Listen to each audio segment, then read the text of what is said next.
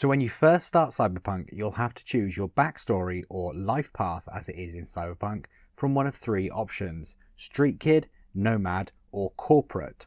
Which one of these you choose will affect which prologue you play in the game, as all three options will have you start in different locations with different stories. Ultimately, they will all lead you to the same part of Night City where you'll begin the main storyline. This choice between the life paths will also affect other areas of the game as well, so let's go over the different choices.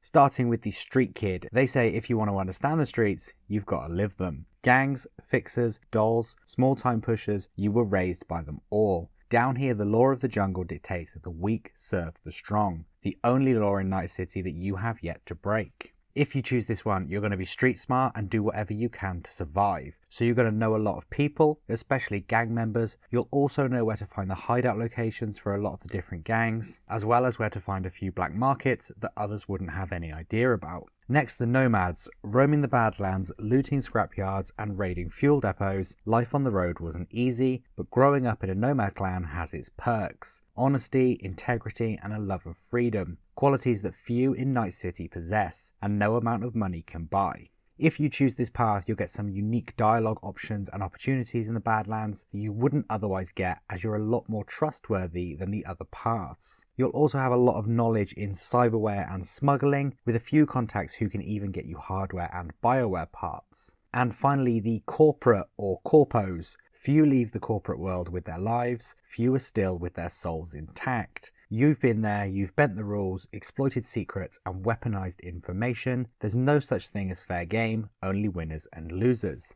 This path is all about having big contacts and knowing the right people, so if you get into some trouble, then you'll probably know someone who will be able to get you out of that situation. You'll also have an advantage when interacting with other corporate characters, and there is even a secret romance option for this path as well. As I said earlier, these live stories won't affect any of the main story. Depending on which path you choose, you will simply have a different skill set, different dialogue options, and certain people in the game will be a little bit easier for you to get along with, and you'll have a different prologue to give you an indication as to what your character's life was like up to this point. Your apartment will also change depending on which backstory you choose and the decisions that you make whilst playing the game, so it will be a constantly evolving thing as you play through Cyberpunk.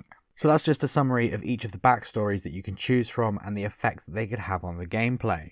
Something to keep in mind is that you'll unlock different weapons and gear depending on which factions and gangs you side with. So if you prefer a certain set of weapons, then it will be a lot easier for you to obtain them if you're friendly with that faction.